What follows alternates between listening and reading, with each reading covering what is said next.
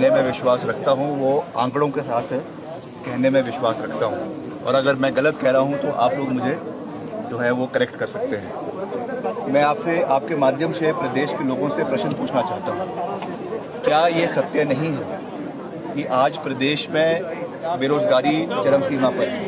क्या ये सत्य है कि आज प्रदेश में रजिस्टर्ड बेरोजगार युवाओं का आंकड़ा 14 लाख पार कर चुका है?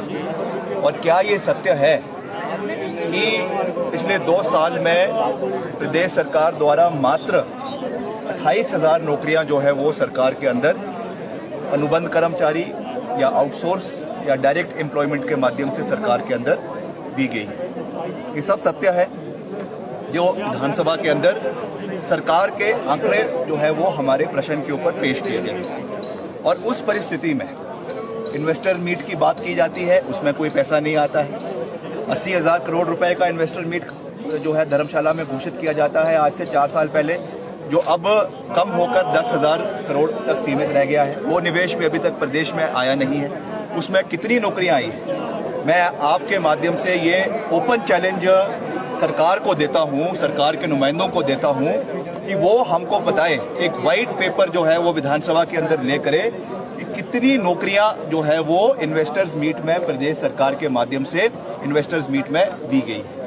पहला प्रश्न। दूसरा, जो बाहर के युवाओं को नौकरियां प्रदेश के अंदर दी जा रही है, चाहे वो जेईज की है, चाहे वो कोर्ट में दी जा रही है, चाहे वो और नौकरियां चाहे सचिवालय में दी जा रही है, मैं जयराम जी से और सरकार के और मंत्रियों से ये चीज़ पूछना चाहता हूँ, क्या आपको लगता है कि हिमाचल के युवा पढ़े लिखे नहीं हैं?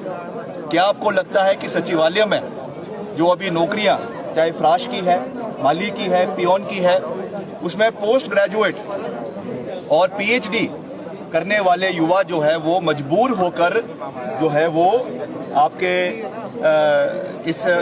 इन नौकरियों के लिए अप्लाई कर रहे हैं? 14,000 युवाओं ने 14 से 15,000 युवाओं ने 28 पोस्टों के लिए सचिवालय में अप्लाई किया। क्या ये सत्य है कि नहीं है? जैसा मैंने कहा कि जो हम बोलते हैं वो आंकड़ों के ऊपर बोलने में विश्वास रखते हैं, और जो मैं आज कह रहा हूँ आपके माध्यम से ये सब सत्य है और ये सब आंकड़ों के ऊपर बेस्ड है। तो मेरा ये निवेदन सरकार से है कि आप बाहर के लोगों को प्राथमिकता देना बंद करें, चाहे वो यूपी है, चाहे वो बिहार है, चाहे वो और राज्य है, चाहे हरियाणा है। हम जानते हैं कि ये भारत का एक अभिन्न अंग है और भारत एक है, मगर हिमाचल में हिमाचल की नौकरियों को प्राथमिकता युवाओं को, हिमाचल के युवाओं को मिलनी चाहिए, इसमें कोई दो राय नहीं है। हर राज्य अपने राज्य में जो है वो अपने लोगों के लिए लड़ाई लड़ता है। तो क्या कौन सी ऐसी ताकतें हैं जो जयराम जी को और इस सरकार को अपने युवाओं के लिए लड़ाई लड़ने के लिए रोक रही है? क्या कोई उनके ऊपर प्रेशर है बाहर के लोगों का? क्या उनके ऊपर बाहर के नेताओं का प्रेशर है कि प्रदेश में युवाओं को जो है वो बाहर के राज्यों को नौकरियां दिया जाए? और वही हाल हमारे पुलिस कर्मियों का है। बेचारे आ जाते हैं जहाँ इनको ऑर्डर मिलते हैं, मगर इनके अनुबंध काल का अभी तक सरकार ने कोई लेखा जोखा नहीं लिया है। पुलिस वालों के जो कांस्टेबल का मुद्दा, जो आपके जो कोरोना वॉरियर्स उनको घोषित किया गया, उसमें उनको कोई बेनिफिट नहीं मिला। इन्होंने जो है वो अपने डाइट मनी की बात हमने विधानसभा में उठाई, उसके बारे में इन्होंने कोई कार्रवाई नहीं करी। और वही हाल आपके जो सचिवालय में और 3rd और 4th श्रेणी के कर्मचारी हैं, उनके वो हाल है। डीए की घोषणा करते हैं, फिर वो डीए वापस ले लेते हैं। तो ये सब चीज़ें आज सरकार को ये प्रश्न पूछ रहे हैं, और आने वाले जो आगामी चुनाव है उसमें इसका जवाब इस सरकार को मिल जाएगा।